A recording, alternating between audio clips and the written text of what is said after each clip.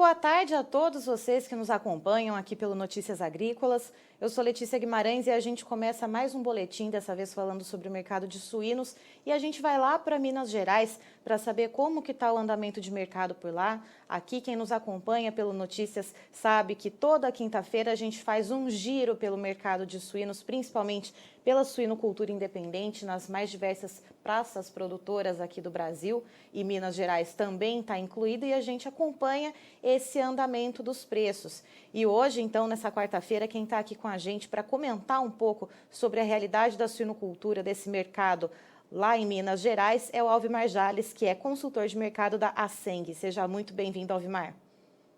Obrigado, Letícia. Boa tarde para você, boa tarde para todos os que nos acompanham nesse momento para esse bate-papo. Alvimar, a gente acompanhou, né, em todo o mês de maio um movimento de quedas nos preços, não só aí em Minas Gerais, não ficou só restrito ao mercado mineiro, né? A gente viu essas quedas acontecerem em outras praças produtoras também, mas agora nesse começo do mês de junho parece que esse mercado está mostrando sinais de recuperação. Como que está a situação por aí? Sim, Letícia, é exatamente isso, né? O mercado de junho, ele se inicia aí numa tendência fortemente compradora e os preços não temos outro caminho a não ser a correção dos preços de acordo justamente com essa demanda do mercado e suas consequências, né? A gente tem estudado muito isso aqui na Asceng e até antes na Bolsa dos Suínos do interior de Minas e temos acompanhado isso aí. A alta é inevitável, vamos chamar assim, vamos falar assim.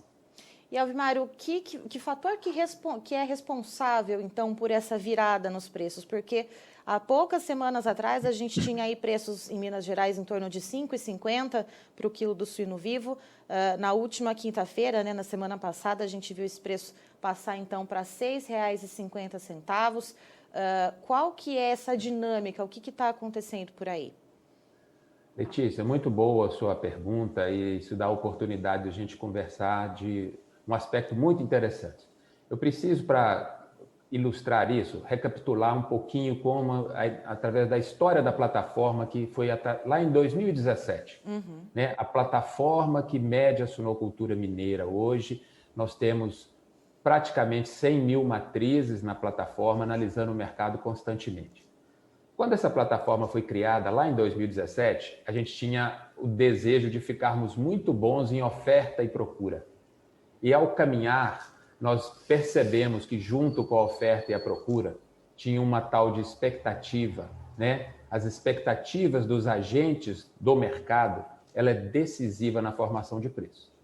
E isso a gente viu e a gente acompanha aí o ano de 2019, o ano de 2020, que foi um ano especial, né? Por todos os eventos que nós sabemos, né? A gente entrou agora em 2021 com uma volatilidade que a gente nunca tinha visto no mercado da suinocultura.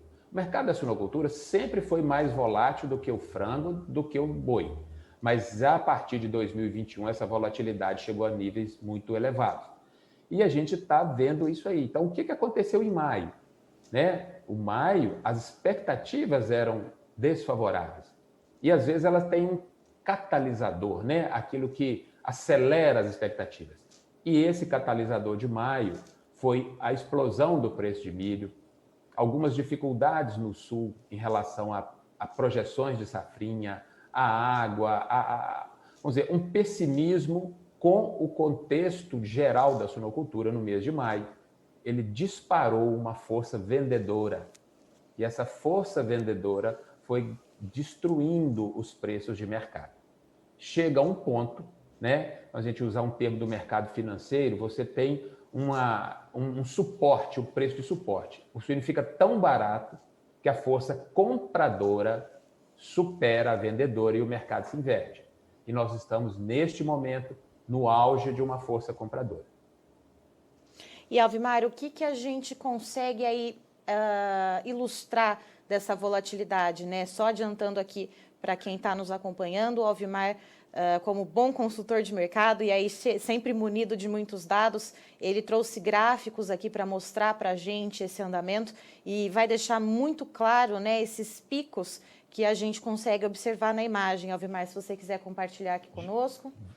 Vamos sim, Letícia, muito bem colocado. Então, né, e aí vamos dizer, o gráfico está aqui compartilhado com vocês e a gente tem na linha azul, já entrou? Sim, estamos aqui com o Então seu tá gráfico ótimo. na tela.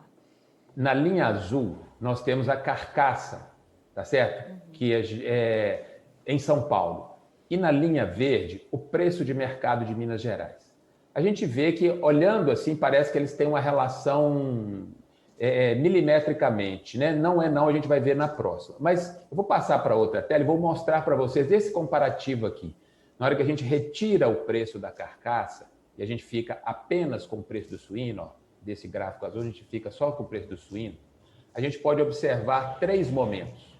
O primeiro momento, ele é de janeiro de 2019 até meados de 2020. E a gente tem aí aquilo que a gente chama do funcionamento histórico do mercado, aonde que a gente tem os ciclos que vão gradativamente subindo, depois recuam. Aí eles estavam aí na sua normalidade de 4, 5, 6, às vezes até 10 semanas. Cada ciclo de preço. O que eu chamo de ciclo de preço? Aonde que temos uma tendência ou de alta ou de baixa. E às vezes a tendência é renovada. Na hora que a gente chega aqui em agosto, né, e ali setembro, outubro, nós começamos uma escalada de preços e aí ele vai até 9,50 aqui em Minas Gerais. Quando ele volta de dezembro em diante, nós passamos a ter uma volatilidade extrema. Aqui, esses ciclos de preços que eram aí na casa de 6 semanas, se é que a gente pode chamar de média, eles passaram para metade do tempo. Então, né, além de eu estar comentando isso com vocês da volatilidade, ela está visível no gráfico, tá certo? E aí nós vamos usar mais um gráfico para ilustrar isso, que é a relação da carcaça com o suíno vivo. Quantos por cento o suíno vivo geralmente se comporta em relação à carcaça? E o que a gente vê neste gráfico aqui? Nós temos a linha azul, que é essa relação de suíno-carcaça todas as quintas-feiras, e a linha verde, que é uma média móvel de 2 anos. Olha o que a gente tem aqui. A média móvel ela está ali na casa de 72%, ou seja, normalmente um suíno tem o preço equivalente aos 72% da carcaça. Na hora que a gente entra aqui, olha esse período, pessoal, esse primeiro período marcado aqui. Nós temos o comportamento mais comum, ele flutuando aí de 64 a 74, mas geralmente muito mais perto do 72, na maioria das vezes, né? Então esse é o comportamento mais comum. Quando a gente entra em abril, e aí nós temos o pós-pandemia, né? A carne suína, ela ficou com a comercialização tão boa e a demanda por ela estava tão forte, e junto com a demanda forte, a capacidade de reter o suíno nas granjas pelo suinocultor também era uma realidade, estava presente, que essa relação se deslocou ali para, olha para a gente ver, ela flutuava ali de 64 a 74, ela se deslocou para 75%. Então, a gente, vamos dizer, de maio a principalmente setembro, outubro, né, até novembro a gente vê pelo gráfico. Mas assim, nesse intervalo aqui, o mercado estava tão enxuto de suínos nas granjas, o mercado estava tão demandado de carne suína pelos frigoríficos, que a relação se deslocou, tá certo? Na hora que a gente entra agora em dezembro, aí a gente passa a ter um comportamento totalmente inesperado e atípico. Percebam que a relação de troca, ela entrou numa volatilidade completamente diferente da histórica, né? Ela passou aí lá no fundo de 61, 62% e subindo aí 77, 78 até 83%. Então, ou seja, a cada quinta-feira tem sido uma história um pouco diferente. E aí vamos tentar comunicar com vocês o que é que leva essa relação de 61% em... Vou voltar aqui num desenho, Letícia. O que leva a essa relação de 61% do suíno vivo em relação à carcaça, por exemplo, a relação lá no piso? Diríamos que estão muitos suínos querendo entrar aqui nos frigoríficos, muita oferta de suínos, muita pressão de venda pelo suinocultor, tá certo? Então é isso que acontece, é isso que leva à destruição de preço e é isso que leva essa relação pior suíno-carcaça. O inverso também é verdadeiro, tá certo? Quando essa pressão aqui que eu traduzi por essa setinha aqui não é forte, o preço do suíno melhora e não obrigatoriamente o frigorífico consegue repassar aqui para o consumidor ou para o varejo, né? Mas então, quando essa pressão de venda do suinocultor diminui, tá certo? A gente melhora esta relação. Então, Letícia, voltando para mim aqui, né? Eu não sei se eu conseguir transmitir claramente aqui através desse gráfico essa alteração da volatilidade. Eu queria sua ajuda aí para a gente saber se a gente conseguiu comunicar com o nosso... Ficou muito visível, Alvimar, principalmente, né, com aquela a separação em blocos, né? A gente vê muito bem o deslocamento daqueles picos, né, principalmente agora do final de 2020 para esse primeiro semestre de 2021. A gente vê aí esses picos saindo muito fora, né, do que a gente vê ali na média móvel.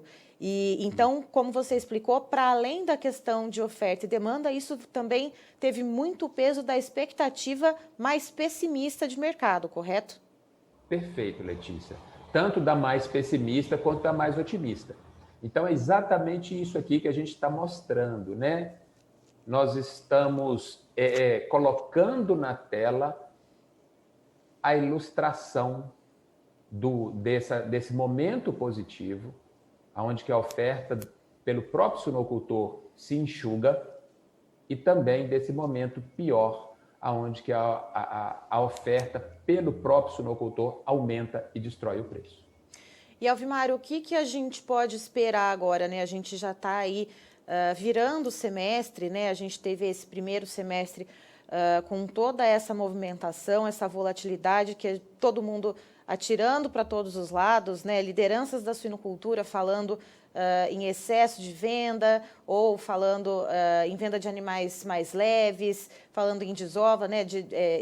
Assim, empurrando esses animais para parar um pouco esse gasto com o milho nas granjas. Então, a gente teve de tudo das hipóteses, né? Nesse primeiro semestre. O que a gente pode esperar agora para esse mês de junho, comecinho de julho? O que a gente pode ver aí no horizonte? Letícia, em pegando um pouquinho emprestado uma terminologia de mercado financeiro, que eu diria que ela está com alta aderência a esse mercado da suinocultura, a gente tem o que a gente chama de suporte e de resistência, né? Então, a gente tem o suporte. Vamos falar aqui, vamos falar do preço de Minas Gerais como um exemplo, né? O preço de Minas Gerais, o suporte. O que é o suporte? É o piso. Né? Vamos considerar que o suporte de Minas foi R$6, tá certo? Tanto que, na hora que ele abaixou de R$6, ele veio a R$ 5,50, ele ficou muito pouco tempo. Por quê? Porque ele estava tão barato que aquela força vendedora que ajudou a deslocar o preço até ali se inverteu. E a força compradora superou a vendedora e ele passou a subir. Então, agora nós vamos ir para o que a gente chama de nível de resistência, né? São os limites aonde que o inverso também acontece.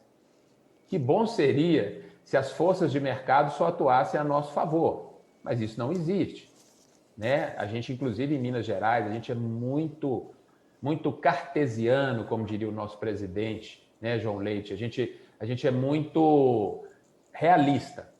Então, o que vai acontecer? Nós temos agora essa força vendedora levando os preços, nós temos agora um início de mês, nós temos aí uma retomada de auxílio, nós temos uma série de eventos que ajudam a melhorar isso aí, tá? Mas nós vamos precisar... Deixa eu só completar a bateria aqui. Nós vamos precisar aguardar um pouco mais e avaliar até onde vai essa energia do mercado. né? Nós temos boas perspectivas, exportações estão indo muito bem, né? A gente tem contatos com pessoas da indústria que acreditam que elas continuarão, inclusive, a melhorar, né? Então, assim, nós temos uma liquidez do mercado suíno muito boa, né? Inclusive, isso proporciona preço, então, ou seja, a mercadoria está circulando. Então, nós temos situações que nos ajudam a enxugar o mercado, tá? E aí nós só vamos, mas aí a gente vai precisar observar a cada rodada do próprio mercado o que serão as consequências disso aí, né? Então vamos lá. Nós temos aqui agora que seguir nessa trajetória de alta. A suinocultura é bom para a suinocultura porque isso, né? Nós vamos entrar agora na faixa que não dá prejuízo, né? Que é a suinocultura a partir de amanhã, com os reajustes de preço, que todos nós sabemos que virão, o mercado sabe que virá, o produtor sabe, o frigorífico sabe, até porque a gente sempre conversa do mesmo mercado. Então, agora nós vamos entrar na zona que não dá prejuízo. E isso traz suas consequências. Se a gente observar lá aquele gráfico ali, que a gente falou, aquela relação de 75%, era um momento que havia conforto para que o produtor dosasse a sua produção. Nós perdemos essa condição no primeiro semestre, né? Então, ou seja, o prejuízo, ele também ajuda. O prejuízo é uma força vendedora, né? A gente conversa muito aqui em Minas Gerais, viu, Letícia? Assim, né? Pensa bem, o que nós tivemos agora nesses últimos tempos aqui? Uma relação de troca com a ração de terminação desfavorável, né? O Fernando é nosso diretor de mercado aqui na SUVAP, né? Ele fala assim, essa é uma coisa que ele sempre se lembra disso nas nossas reuniões. Quando você tem uma ração de terminação que dá prejuízo ali no final, a suinocultura está intoxicada. É uma batata quente que o produtor tem na mão. A tendência dele é se livrar do suíno. Quando ele corre para se livrar do suíno, nem sempre consegue, tá certo? Mas só de querer se livrar do suíno, ele já começa a pressionar o mercado, ele já começa a alterar o mercado de modo desfavorável a ele. Então, vamos resumir para a gente ser conclusivo. Nós estamos num momento de ascensão, nós temos boas perspectivas, nós estamos saindo do prejuízo, o que ajuda a acalmar o mercado, mas nós vamos ter que observar semana a semana qual o melhor caminho para construir um preço lógico, né? Isso é muito importante para nós aqui em Minas Gerais, que o preço seja lógico dentro das forças de mercado. Até porque, né, Alvimar, você citou muito bem aí a questão da ração. A gente tem agora, né, no mês de junho, deve começar então a colheita da safrinha de milho, né, em algumas regiões produtoras aqui do Brasil. O que, em tese, deveria ajudar a puxar um pouco os preços do milho para baixo, mas a gente sabe que muitas regiões que produzem o milho safrinha vão ter quebra. Então, talvez esse preço desse milho não tenha um recuo assim, com substância, né, para que isso refresque um pouco a situação do suinocultor. Esses reajustes que devem vir por aí a seguir, eles devem equalizar um pouco essa situação com os custos de produção ou ainda deve ficar com uma margem apertada aí para o suinocultor? Ótima pergunta, Letícia. Né, isso aí se dá a chance da gente fazer um comentário, né? Que a formação de preços, ela não tem um compromisso com o custo de produção, né? A formação de preço do suíno, ela depende da oferta do suíno e da demanda do suíno. O custo de produção só é capaz de alterar o preço do suíno a partir do momento que ele passa a destruir a produção. E aí ele enxuga a produção, né? E aí o preço se eleva por causa do efeito destruidor, né? Se o custo de produção for tão elevado que ele destruir a oferta aí. Então, é uma incógnita, né? Como você muito bem disse, o milho está sustentado por uma série de eventos conhecidos pela cadeia, né? Nós agora estamos entrando nesse momento aqui, como você disse, o mês de junho, mais favorável ao suinocultor, e aí esse novo equilíbrio das forças de oferta, procura, expectativa, que tem relação com o custo de produção, mas não, a gente tem que deixar isso muito claro, né? Que não há Por que o custo de produção não está maior do que o preço? O preço tem que subir. Só se a oferta deixar. Só se a oferta deixar. Então, Letícia, respondendo objetivamente a sua pergunta, vamos ter que observar, porque o milho está sustentado, e aí vamos ver como que esse momento de junho agora do suíno, qual que é o fôlego dele, até onde ele vai, qual será o comportamento do produtor, né? Então a gente vai precisar de novas variáveis. Pensa um pouquinho, já não era fácil antecipar com a volatilidade histórica. Com a volatilidade que nós mostramos atualmente, né, é arriscar muito. Certo, Alvimar, muito obrigada pelas suas informações, obrigada, inclusive, por trazer, né, esses gráficos tão elucidativos para a gente, né, basicamente desenhando para todo mundo entender, né, bem dizendo. Agradeço muito a sua presença aqui conosco, você é sempre muito bem-vindo.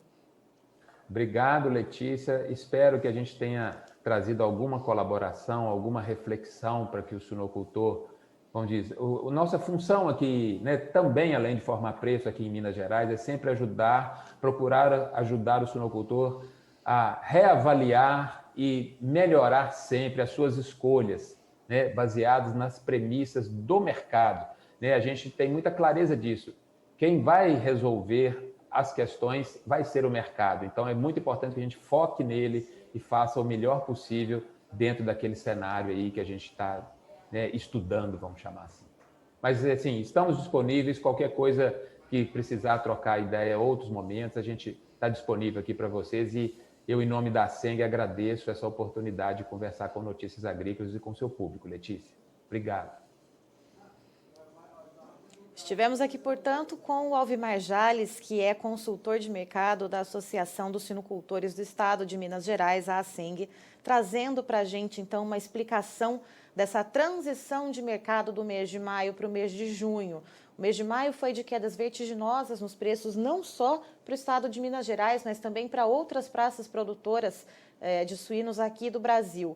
Mas, segundo o Alvimar, depois de chegar aí num patamar de R$ 5,50, que, né, ultrapassou aí o limite de preço baixo dos suínos, que é em torno de R$ 6,00 lá em Minas Gerais, esse mercado se inverteu. Então, a força vendedora que vinha pressionando esses preços para baixo tornou os preços tão baratos que aí a força compradora acabou superando, então, essa força vendedora, o mercado se inverteu e agora a gente vê uma trajetória de alta nos preços. O preço na última quinta-feira para o mercado independente já chegou ao patamar de R$ 6,50. Amanhã, quinta-feira, que é dia 10, vai ser dia 10 de junho, a expectativa é de uma nova renovação de alta, né, de um novo reajuste positivo para o preço do suíno lá em Minas Gerais, e a expectativa é que esse mês de junho continue, então, sendo positiva, né, com resultados positivos. Entretanto, quando a gente fala em margem de lucro para o suinocultor, a questão fica um pouco mais nebulosa, porque a gente não sabe até quanto esse preço do suíno pode subir, e a gente sabe que os custos de produção devem se manter sustentados, principalmente quando a gente olha para o milho e para o farelo de soja. Então, essa questão a gente tem que observar ainda o andamento do mercado. Fato é que, então, a suinocultura consegue olhar agora com um pouco mais de tranquilidade, um pouco mais de esperança numa retomada de preços melhores. Antes de terminar, queria aqui deixar um convite para vocês. Se você está nos acompanhando pelo nosso site Notícias Agrícolas, aproveita, dá uma passadinha no nosso canal no YouTube, Notícias Agrícolas Oficial. Se inscreva no nosso canal, ative o sininho para receber as notificações, assim você fica sabendo sempre que tem vídeo novo no canal e não perde nada. A gente também está em outras plataformas de redes sociais, no Facebook Notícias Agrícolas, no Twitter, @Notiagre, e também no Instagram, @Notícias Agrícolas. Nos adicione por lá e continue sendo o produtor rural mais bem informado.